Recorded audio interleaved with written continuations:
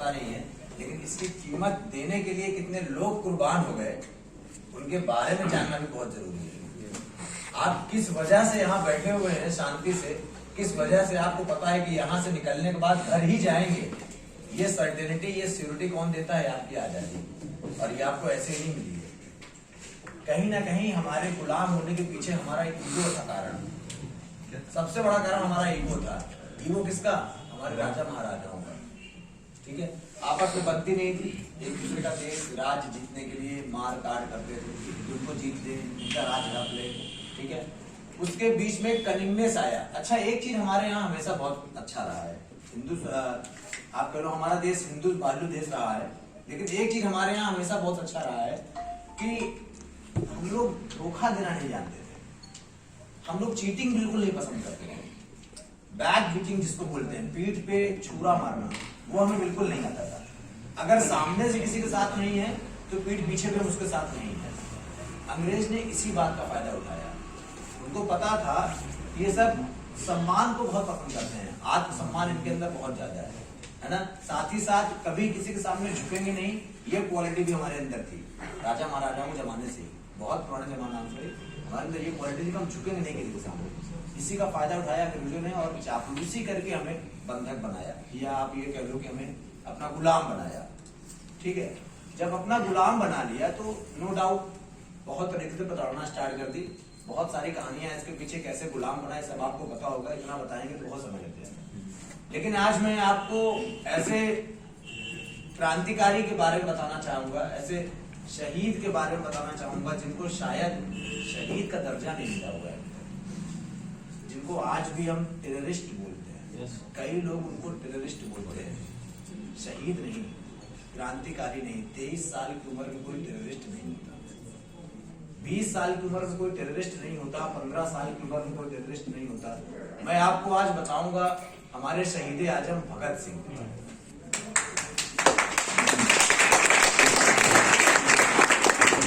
एक बार हम लोग साथ बोलेंगे, सर माइक में बोलिए, माइक ऐसे बोलो। हम लोग अभी कुछ दिन पहले स्वामी विवेकानंद का जन्म दिवस मनाए थे, है ना। स्वामी विवेकानंद से बहुत इंस्पिरेशन था भगत सिंह। तो शुरुआत करूंगा, भगत सिंह के माता का नाम था विद्यावती कौर और उनके पिताजी का नाम था किशन सिंह।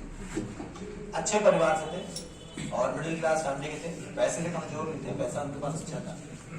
और उस समय उनके जहां पर उनका लाहौर में जन्म हुआ था, अभी वो लाहौर पाकिस्तान में, उनका वहां पे जन्म हुआ था और उस समय वहां पे स्कूल अच्छे थे। ऐसी बात नहीं है कि भगत सिंह गरीब थे इस वजह से उन्होंने एडमिशन लिया, उनके पास अच्छे पैसे थे। पिताजी उनको बोले कि इंग्लिश स्कूल में जाके पढ़ लो, लेकिन उन्होंने, मुझे समझ में नहीं आता कि भगत सिंह जैसे लोगों के पास 6 साल 7 साल की उम्र में इतना दिमाग कहां से आ जाता है कि मुझे अपने देश के स्कूल में एडमिशन लेना है।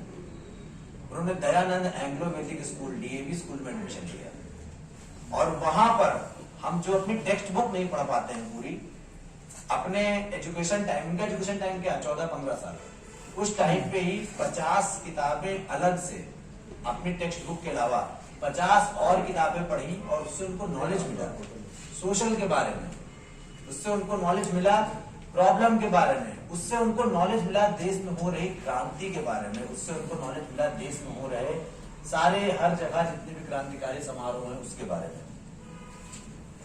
जब भगत सिंह 13 साल की उम्र में थे ना, 13 साल की उम्र आप सब लोगों को अपनी याद होगी, कुछ लोगों को तो नहीं भी याद होगी क्योंकि आप उस समय बहुत बच्चे होते हैं, नॉटीनेस है ना, नटखटपन बहुत होता है। लेकिन उनके घर से 30 किलोमीटर दूर जलियांवाला बाग कांड हुआ था। जलियांवाला बाग कांड आप जानते हैं, गेट बंद करा के और गोली चलवा दी थी। ये बातें सुनने में अच्छा लगता है या सुनने में एहसास नहीं होता है कि गोलियां चलवा दिया, चलो ठीक है गोलियां चलवा दिया होगा, लेकिन उन गोलियों से हमारे पूर्वज शहीद हुए। आपको एक आदमी की वैल्यू तब समझ में आएगी जब आप कभी सोचोगे कि हाँ हमारे चाचा जी जो आज हैं कल अगर वो नहीं रहे तो, हमारे पिताजी जो आज हैं कल वो नहीं रहे तो, जब आप ये सोचोगे ना तब आपको समझ में आएगा कि जो आज डेथ हुई थी वो भी किसी के माँ बाप थे। ठीक है, आप आज 1 घंटा घर से देर पहुंचते हो ना, 6 बजे का टाइम कोचिंग छूटने का, अगर 7 बजे घर पहुंचते हो तो घर वाले परेशान हो जाते थे भगत सिंह के माँ बाप को पता नहीं था कि आज लड़का हमारा निकलने के बाद वापस आएगा कि नहीं आएगा। भगत सिंह के माँ बाप को ये भी नहीं पता था कि आज लड़का जो मेरा निकल रहा है वो आएगा या नहीं आएगा। और आप 1 घंटा देर हो गए तो माँ बाप को इतनी परेशानी हो जाती है। इतना बड़ा दिल, इतना पत्थर का दिल लेके आप कह सकते हो, इतना अपने दिल को पत्थर बना लिया था।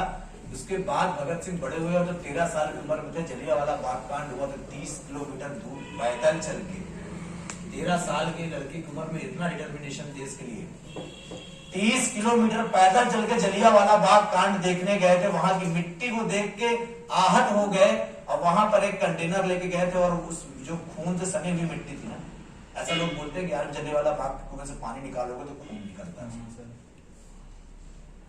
ये हाल था। उस मिट्टी को लेके आए और उस मिट्टी को लेके आके जब उन्होंने रखा तो उसकी बहन ने पूछा, भगत सिंह की बहन ने, ये क्या है? तो उन्होंने कहा, इस मिट्टी की कसम, इस मिट्टी में सड़े हुए खून का बदला मैं जरूर लूंगा। 13 साल की उम्र में इतना डिटर्मिनेशन समझ से परे है। 13 साल की उम्र में इतनी समझ से परे है कि मैं इस मिट्टी में लगे हुए खून का बदला लेके रहूंगा। आपको जान के हैरानी होगी, भगत सिंह की मौत हो गई जब वो 24 साल के थे। 24 साल की उम्र में, 24 साल की उम्र में जब आप चॉकलेट लेके चूमते हो तो फांसी का फंदा चूम रहे थे। 24 साल की उम्र में जब तुम फूल लेके मजनू बन के फूल चूमते फिरते हो ना, तो फांसी का फंदा चूम रहे हैं। थोड़ा सा आगे चलते हैं। फिर ये हुआ कि वो पूरी मिट्टी लेके आए और उनके पिताजी खेती का काम करते थे। तो एक बार वो इंसिडेंट है, खेती में अपना अनाज बो रहे थे। अपने पिताजी से उन्होंने पूछा कि ये आप जो बो रहे हो ये क्या देगा? पिताजी ने बताया कि आगे चल के इससे फसल बनेगी, इससे जितना मैं इतना सा गेहूं बो रहा हूं बहुत सारा गेहूं बनेगा। समझ नहीं थी। बंदूक लेके आए घर से, बोले मैं इसमें बंदूक बोऊंगा, मुझे बंदूक चाहिए। पता नहीं था उन्हें क्या है क्या नहीं। डिटर्मिनेशन देखो आप बस, क्योंकि उससे पहले वो जलियांवाला बाग की मिट्टी लेके आए थे घर पे। उन्होंने कहा मैं बंदूक बोऊंगा और मुझे इससे बंदूक निकलेगी और मैं पूरे देश को आजाद कर दूंगा। उसके बाद फिर इनका नॉन कोऑपरेशन मूवमेंट जो गांधी जी ने चलाया था, है ना, non cooperation movement Gandhi ji ने चलाया था, तो उसमें ये लोग गए और इन्होंने ज्वाइन कर लिया। उनको अच्छा लगा क्योंकि भगत सिंह को जल्दी फेम पाना था। इस मामले में फेम पाना था कि जल्दी से मैं आगे निकल जाऊं ताकि मैं लीड करूं। जिस कदर मैं चाहता हूं देश को आजादी मिले, उस कदर आजादी मिले।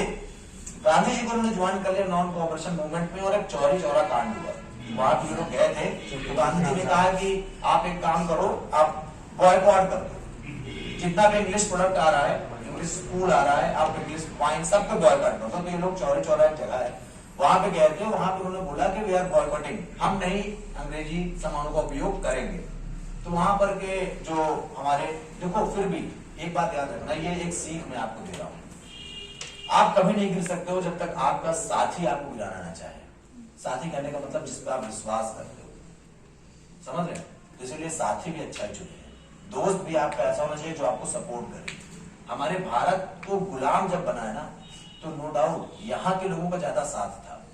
जब ये लोग वापस वहां पहुंचे कि हम अंग्रेज का सामान नहीं लेंगे, तो वहीं पर भारतीय व्यापारी जो अंग्रेज का सामान बेचता था, उसने कहा वहां के कमिश्नर से कि इन सबको हटाइए यहाँ से, ये सब काम खराब कर रहे हैं। वहां के कमिश्नर भी अंग्रेजों को गुलाम, अंग्रेजी से इन्फ्लुएंस, हटाने लगे उनको। हटवाए नहीं हट रहे थे, 3-4 लोगों को गोली मार दी। दिमाग में वो बात रखना, तुम 1 घंटा देर से पहुंचते हो तो माँ बाप परेशान। जिन 4 लोगों को गोली लग गई, उनके माँ बाप को पता भी नहीं कि बच्चों को गोली लग गई। समझ लो, आज आप नो डाउट अपने माँ बहन बेटी के सम्मान के लिए लड़ जाओगे।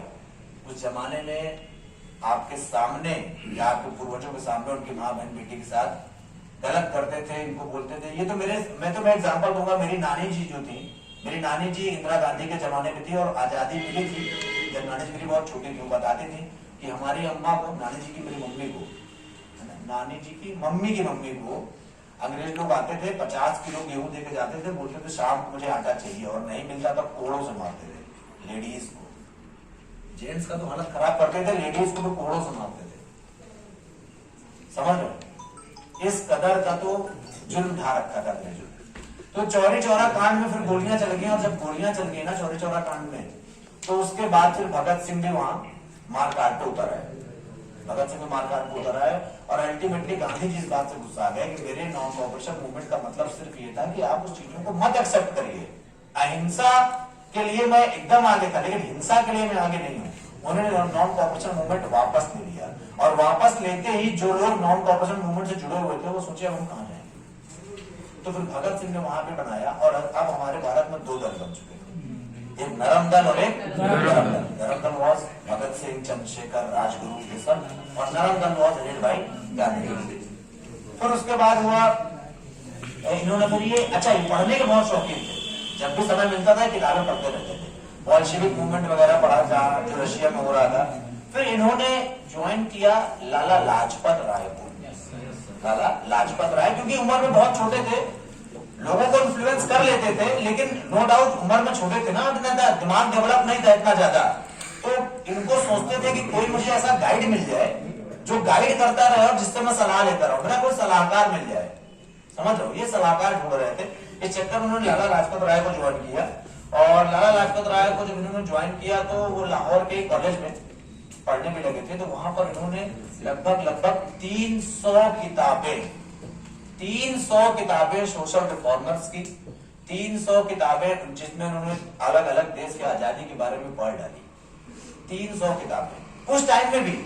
आप लोग बोलते हो सर हमारे पास टाइम नहीं, एक्स्ट्रा नीट का इतना ज्यादा हो जाता है पढ़ने का। ये इतना सारा काम करने के बाद भी 300 किताबें पढ़ डाली। इसका मतलब इच्छा शक्ति होनी चाहिए, डिटर्मिनेशन होना चाहिए, मेरे को ये करना है तो आई विल डू इट। समझ रहे बात को। फिर लाला लाजपत राय के साथ ये मूवमेंट में गए, वहां पर लाला लाजपत राय पे लाठियां चली, लाला लाजपत राय की डेथ हो गई। और लाला लाजपत राय का लास्ट वर्ड था कि मेरी मौत अंग्रेजों के ताबूत की आखिरी कील होगी। समझ रहे। उसके बाद फिर ये 17 साल की उम्र में थे, माँ बाप ने कहा कि बेटा शादी कर लो, वाइफ आएगी, बढ़िया रोटी खिलाएगी, पकाएगी, तुमको तुम्हारी सेवा करेगी। 17 साल की उम्र में भगत सिंह का स्टेटमेंट देखो, ये देश है मेरा दुल्हन है, ये देश मेरी दुल्हन है, और मेरी दुल्हन आजाद नहीं है, मैं अपने दुल्हन को आजाद करके रहूंगा। उसके बाद फिर ये लोग आगे गए, और इनका एक बहुत अच्छा लाइन जो बहुत इन्होंने वहां से लिया था राम प्रसाद बिस्मिल साहब से, सरफरोशी की तमन्ना अब हमारे दिल में है, देखना है जोर कितना बाजुए कातिल में।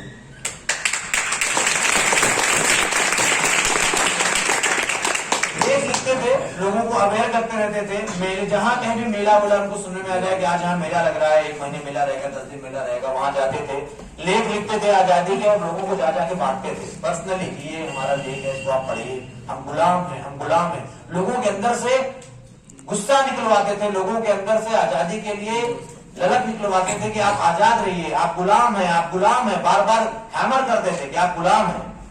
उसके बाद किसी वजह से इनको काकोरी कांड हुआ, जिसमें कोर्ट ने इनको पकड़ लिया, और 1920 के जमाने में 60,000 रुपए कोर्ट ने इनको मांगा बेल के लिए। और तुम्हें जान के खुशी होगी कि हमारे बहुत सारे भारतीय जो भगत सिंह को जानते भी नहीं थे, अपनी जमीन बेच के भगत सिंह को आजाद कराया। इस पे ताली बजी।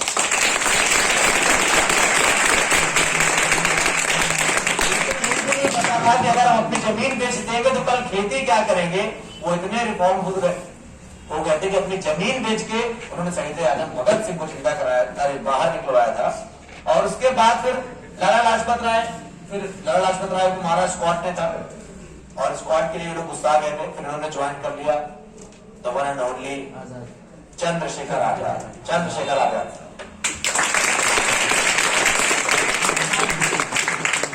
बचपन में जैसे स्कूल में प्ले वगैरह होता है ना, तो उसमें मैं हमेशा चंद्रशेखर आजाद बनता था। मुझे बहुत खुशी होती चंद्रशेखर आजाद बनके। होता ना कि बहुत सारे ऑप्शन होते थे कि आप जो बनना चाहें, तो गांधी जी बनने के लिए कोई आगे नहीं आता था। उसका रीजन तो वो और था।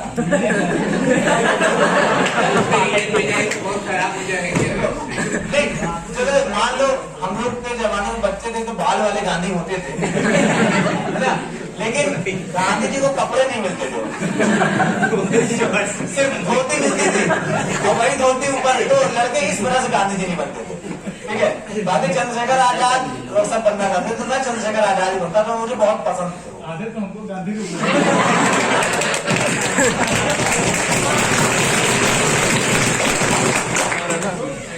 ठीक है, जब स्कॉट ने लाला लाजपत राय को मार दिया तो ये लोग गए कि अब स्कॉट को निपटा देंगे। चंद्रशेखर आजाद, सुखदेव, राजगुरु, बिस्मिल्लाह खान सब बहुत बेस्ट फ्रेंड थे। इन लोग के बेस्ट फ्रेंड के बीच में ये बात नहीं होती थी, ओ वाह आज कहाँ जा रहे हैं, ये बात नहीं होती थी। इनके बीच में ये बात होती थी कि कल किसको निपटाना है, और जिसको भी निपटाना है उसके लिए गोली कहां से आएगी और दम किसकी होगी, और कौन निपटाएगा तो सबसे पहले हाथ सबका उठा, हम निपटाएंगे हम निपटाएंगे हम निपटाएंगे। ये था उनके बीच में संवाद, समझ रहे। चंद्रशेखर आजाद मेरे पिताजी बताते हैं, उनको भी किसी ने बताया था, उनके दादाजी लोग, कि 10-12 किलोमीटर दौड़ के भाग जाते थे, समझ रहे हो, मतलब उनको कहीं से भागना होता था, तो ये नहीं कि कोई गाड़ी देखे या स्कूटी देखे, 12 किलोमीटर पगडंडियों से भाग जाते थे, 40-50 किलोमीटर साइकिल चला के सेम डे पहुंच जाते थे। सिर्फ पहुंचना होता था कि उनको वहां पर पहुंच के आजादी की मिसाल को आगे लेके जाना है, आजादी की चिंगारी को आगे लेके जाना है। चंद्रशेखर आजाद के बारे में मैं ज्यादा नहीं